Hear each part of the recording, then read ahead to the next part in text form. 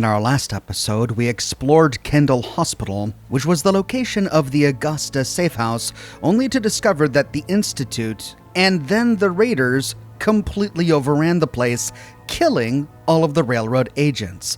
No one got out alive. Or so we thought. Carrington wants a word. Sometime later, we learned from Carrington that that's actually not quite the case. Ah, good, you're here. There's been a development. A raider gang has captured one of our agents, codenamed Blackbird. The twist is, we thought he was already killed at Augusta safe house. Desdemona clings to the far-fetched hope that A, Blackbird is alive, and B, he can tell us what happened to the synths held at Augusta when it fell. So she wants you to tackle this fool's errand. I'll pass. Glory said the same. Perhaps Desdemona will let this matter be dropped now. Is it really a fool's errand? If you chain too many assumptions together, you rarely get what you bargain for. I doubt we'll find more than a body. If Blackbird's alive, I want to bring him back. As you see fit. Give me the details.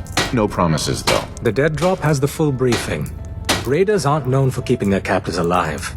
But, since you're risking your neck, good luck.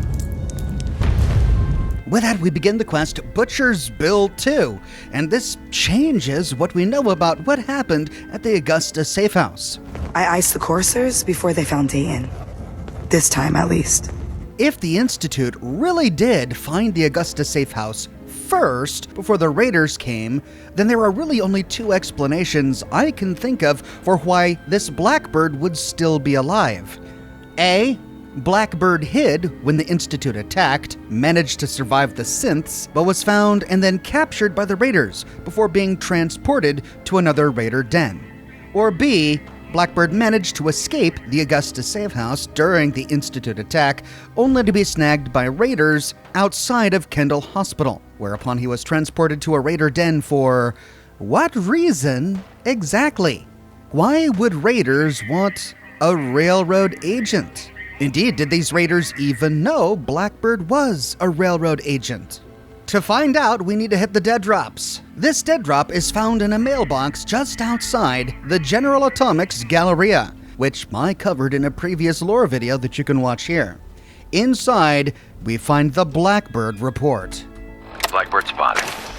Badly injured. Way too many hostiles for the runner to engage. Request assistance from HQ. Blackbird spotted, badly injured. So another railroad agent recognized Blackbird as he observed Blackbird being escorted to some sort of raider den. The location this railroad agent gives us in the holotape is the Federal Ration Stockpile. And this is a really tricky location because the Federal Ration Stockpile is swarming with raiders, inside and outside. Additionally, the stockpile is right next to a major road. A road where we can find random encounters, many of which are combat encounters. In my game, I stumbled upon a bunch of patrolling super mutants. That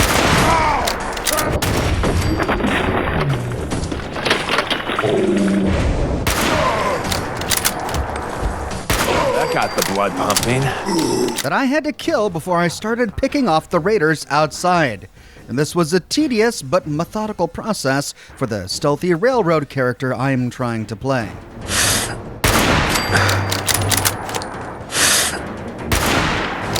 Seems we have a tail.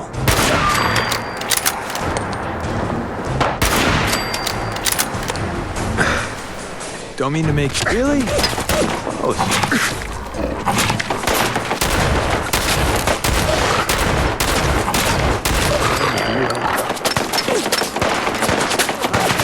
started. Ah, man, come back! I was absent.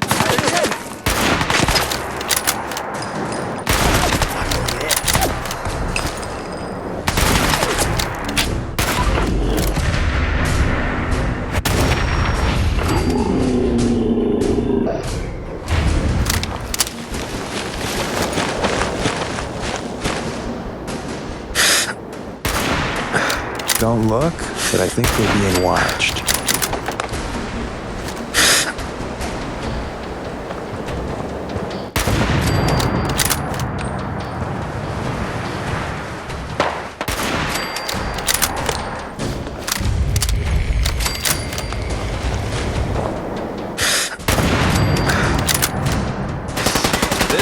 a workout. Looks like we've killed most of the raiders out here, but if Blackbird is still alive, he's being held inside this bunker. On one of these floating platforms, we find a terminal locked with an advanced lock. I couldn't hack this, but if we could, inside is turret control and spotlight control. But I've already destroyed both. In this raider hut is a cooler and a few containers, not much loot. Before heading into the bunker, we can go to the raider hut across the way. Here we find a yellow box with Rad-X inside and some boxed foods laying out. Nearby we find a small guard post. But inside, all we find is a wooden crate and a tool case next to an ammo box. However, just outside the guard post is a fusion generator, and we can take the fusion core. Directly above the stockpile is another raider hut. Here we had to kill a raider sniper, and next to the body is a duffel bag. After looting the remaining dead, littering the grounds outside, we can head down and past a bulldozer to enter the stockpile, and along the way we find a bunch of pre-war skeletons littering the ground just outside. What on earth happened before the war to explain why these skeletons are here? Heading inside, we find the past and present converge. We can loot a raider corpse right next to a pre-war skeleton lying on the other side of a desk. The skeleton is wearing a military helmet and lying next to an ammo canister, which means this was a soldier. Perhaps the terminal on the desk can shed some light onto this mystery.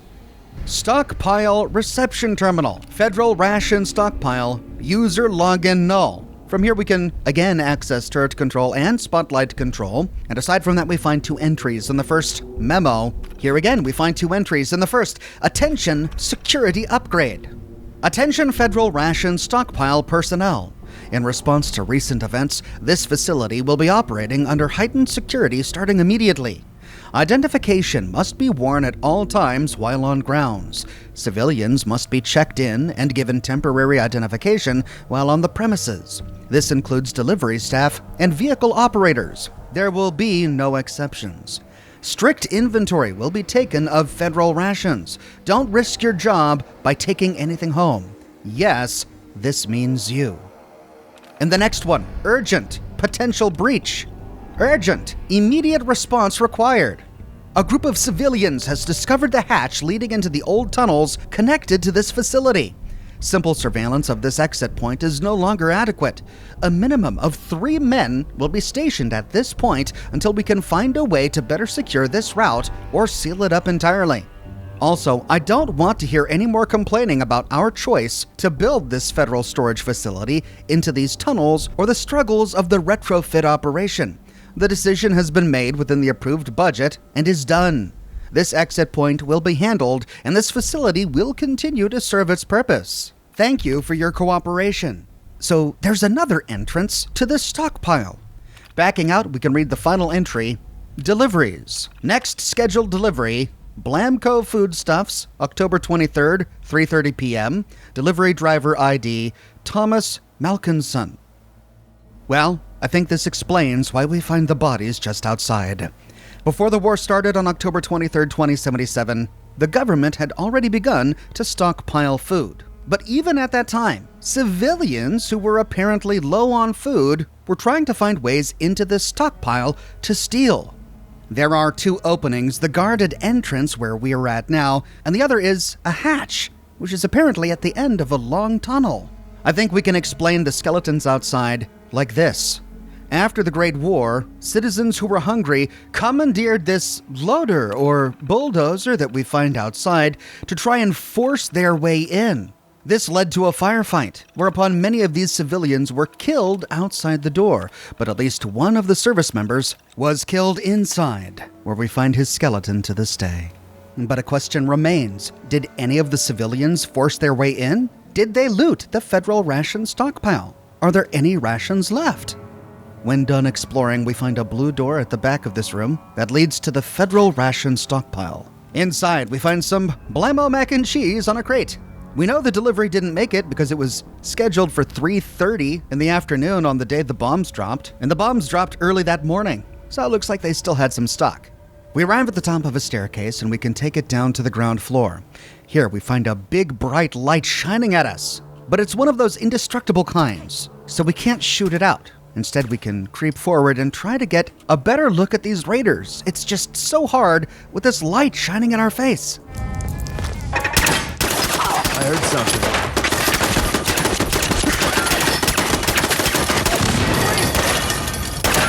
I was hoping they'd all be dead by now. Well, that light really ruined our stealth, but we did get through it. After disarming the tin can chimes, we can move inside.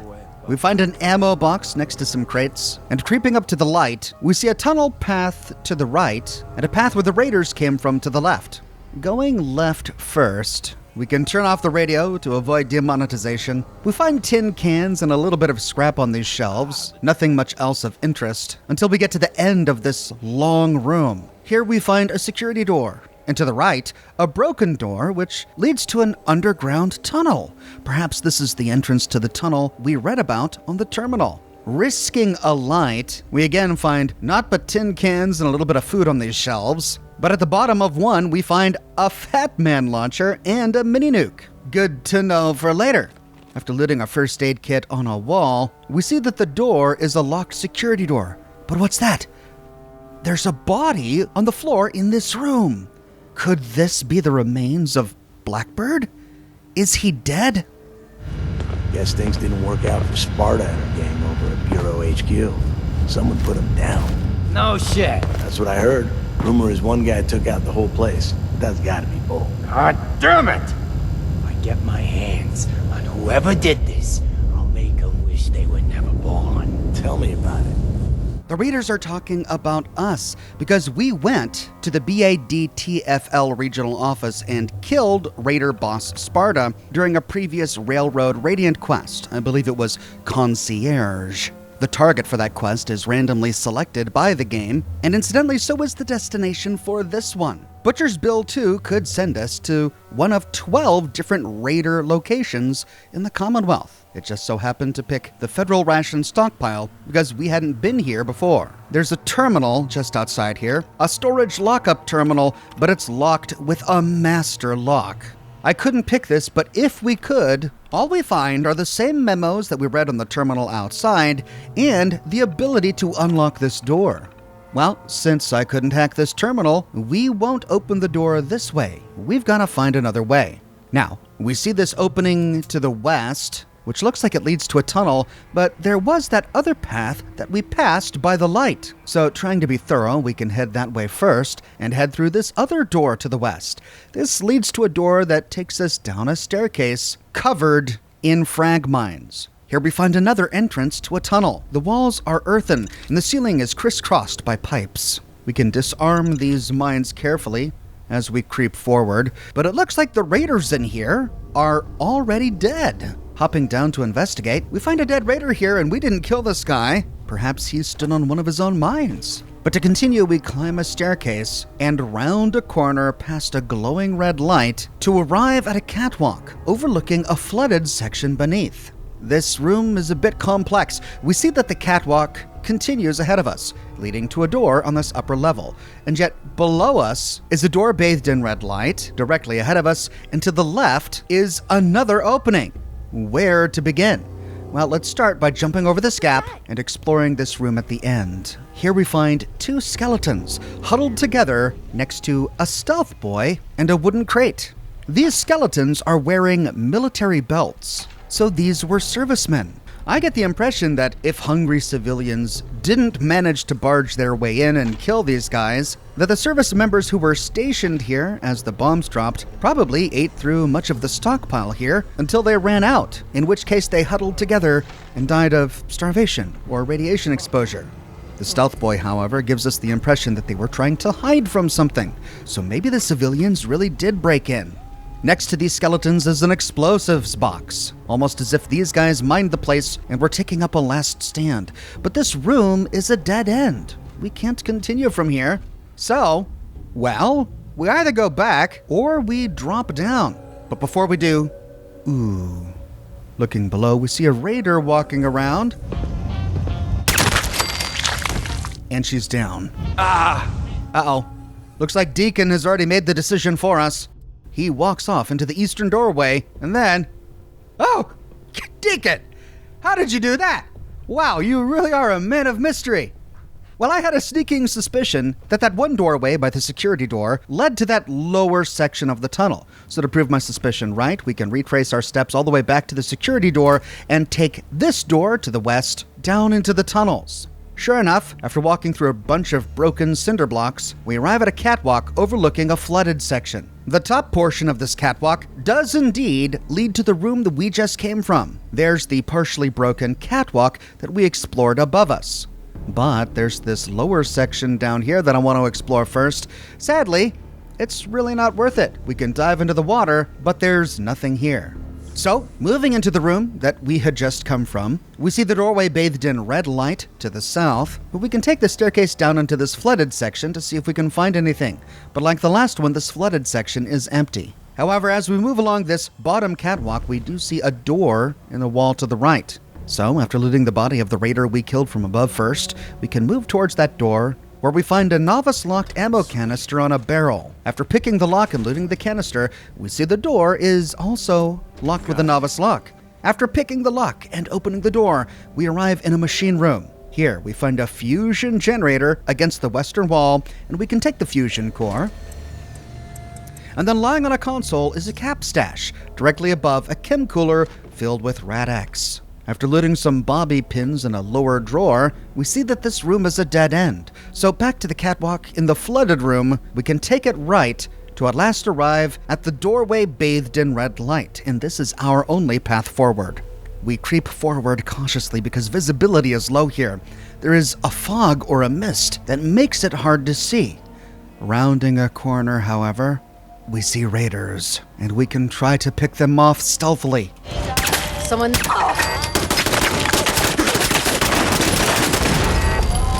Whoa! Note to self, don't hide behind a cardboard box. Looks like there was only the turret and that one raider in that room. So creeping forward, we can loot the machine gun turret that we destroyed, the body of the raider, and then creep up the staircase to see what's here. We find a bed that we can sleep in, a novice-locked toolbox on a supply shelf, and a cooler on the ground by a bed. We find a path out of this room in a brick wall to the east. Here we find a staircase, again bathed in red light. Creeping to the top of it, we find a large room filled with pillars and a couple of raiders. You killed him! Ah! Ain't scared yet! Ah!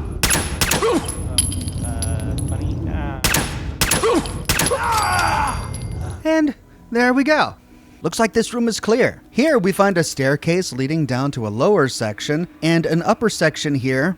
We see that had we gone down, it looks like there's a passageway here that leads to a door in the eastern wall. But I want to finish exploring up here first. There's nothing on this northern ledge, so crossing the catwalk, we can explore this upper southern ledge and loot the dead. Here we find a hole in the wall to the south, but it's blocked up with boxes. We can't get into that room. So it looks like our only option is to take the staircase down to this little trough area and follow it all the way to the east, where we find a red door. Opening the door, we immediately find a raider. What the? Make that two! We find a maze of shipping canisters. After looting the dead, we see a hallway to the south, but I wanted to explore this section to the north first. After weaving through the shipping canisters, we find a stack of first aid boxes and cans of paint. So this is how the raiders turn the regular first aid boxes into chem boxes. You know, those yellow boxes that look suspiciously like first aid boxes, but have been decorated by raiders. This is where it's done. Here we find another terminal on a desk right next to some security doors.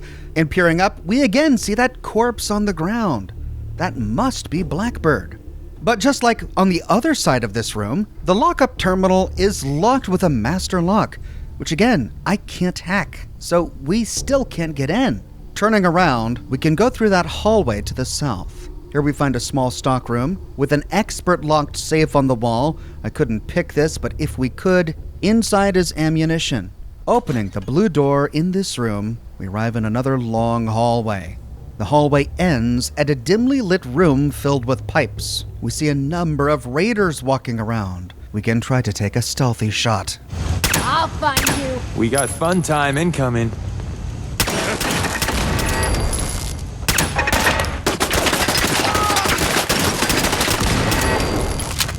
When you turn up, you're dead. This is Raider Boss Red Tourette, leader of this raider gang, and likely the one responsible for kidnapping Blackbird. Could be.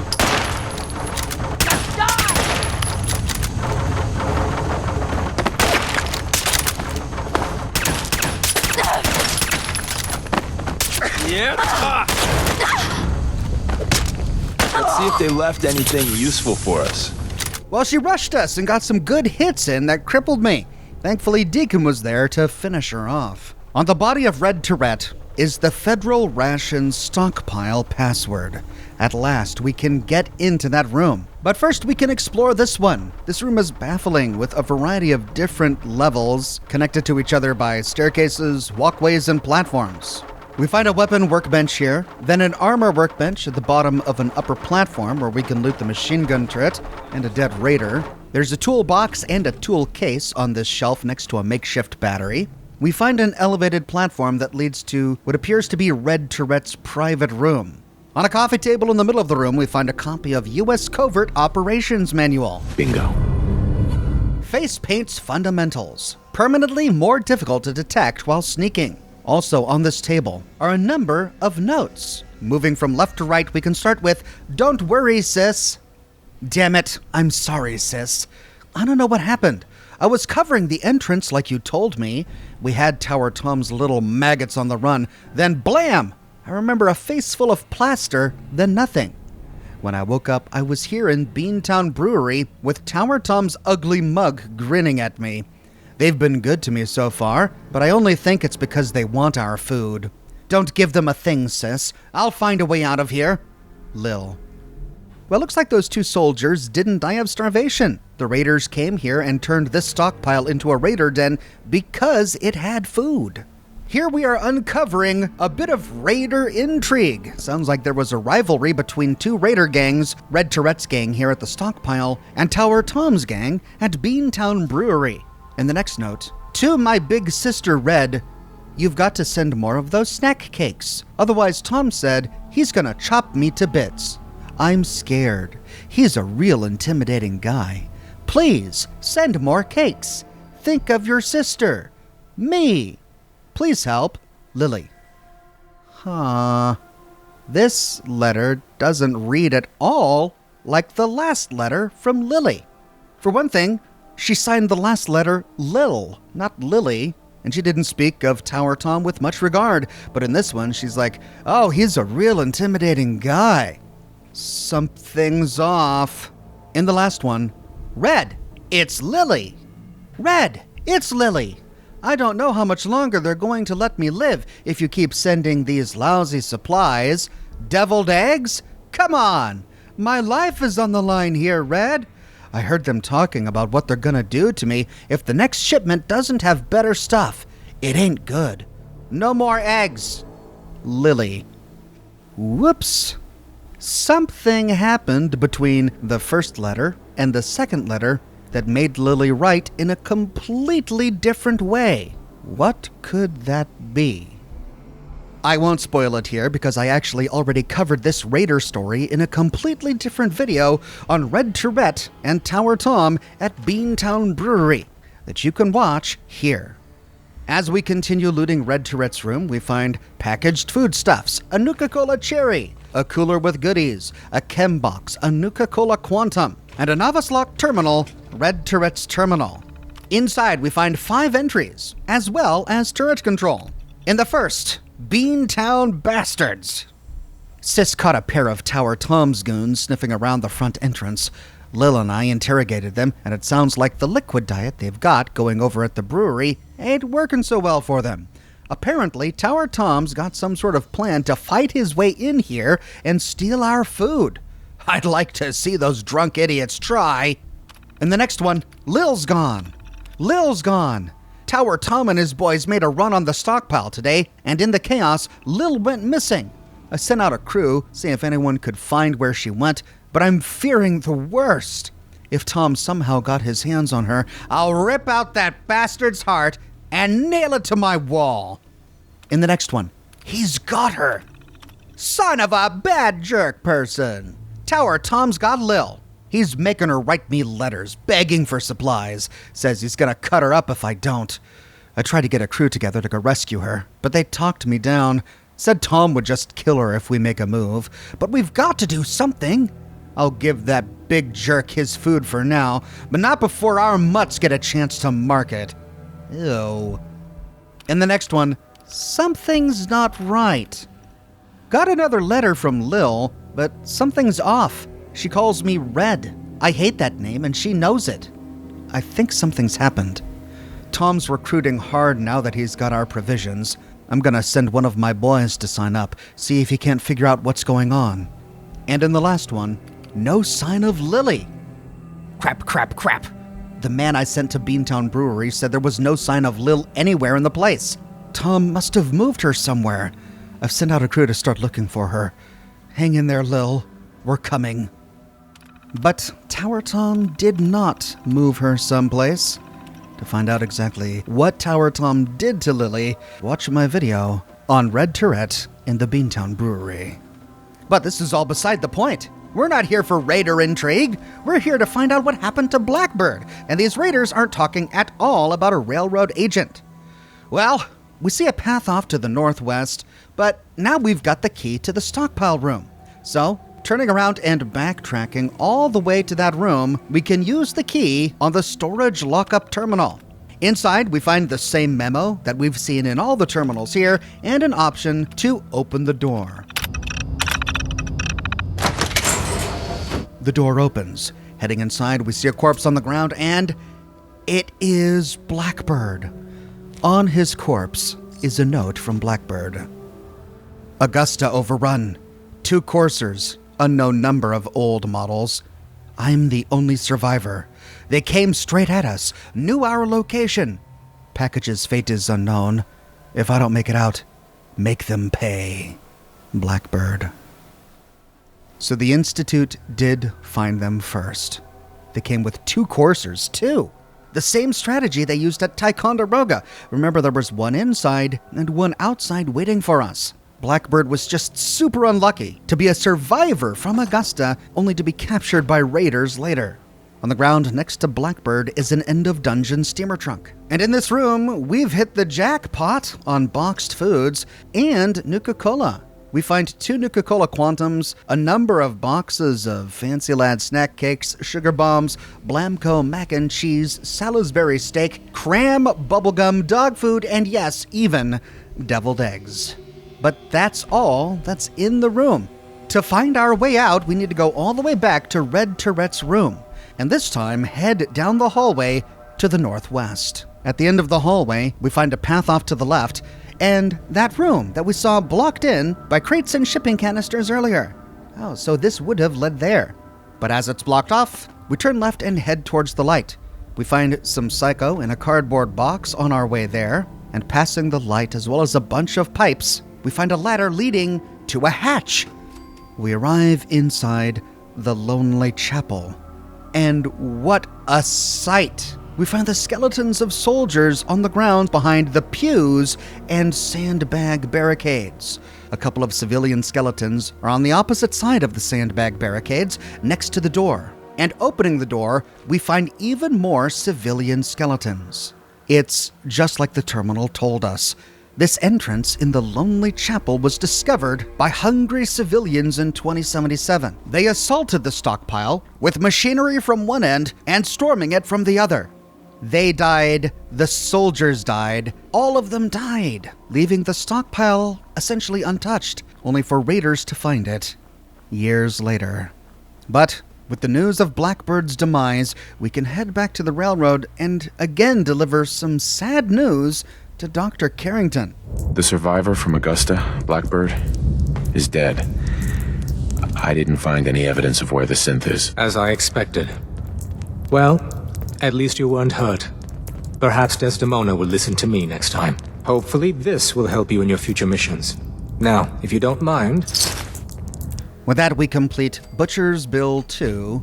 He gives us some wraparound goggles and 175 bottle caps, and then apparently he gives Desdemona a really hard time. I don't want to talk about Blackbird. Carrington is sure to give me an earful about it.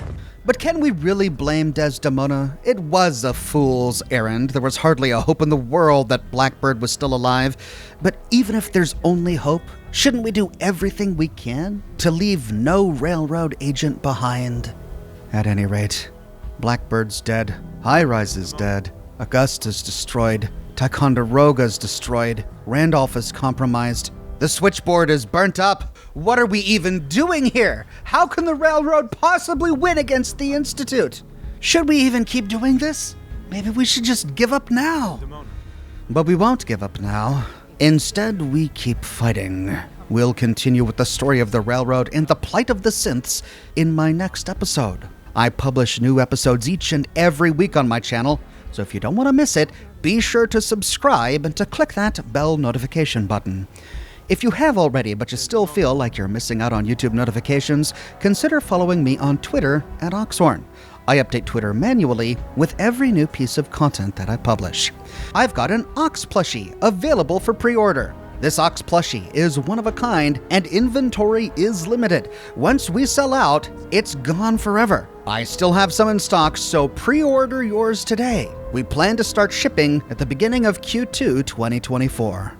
I've also got a shirt shop with completely unique designs that you can't find anywhere else. My designs come on shirts in a variety of men's, women's, and children's sizes, and in a wide array of colors. You can find them on other items as well, like smartphone cases, pillows, posters, mugs, stickers, prints, etc. So if interested, you can find a link to my shop in the description below, or you can click here. If you like what I do and you want to support me in another way, consider becoming a patron on Patreon or a member here on YouTube. YouTube members get little badges that appear next to their names in the comment sections of my videos and access to Ox emojis that they can use in my video comments and in the live chats of my live streams. But more than anything, I'm just so glad you're here watching this video with me today. Thank you so much for watching, and I'll see you soon for the next episode in the full story of the railroad.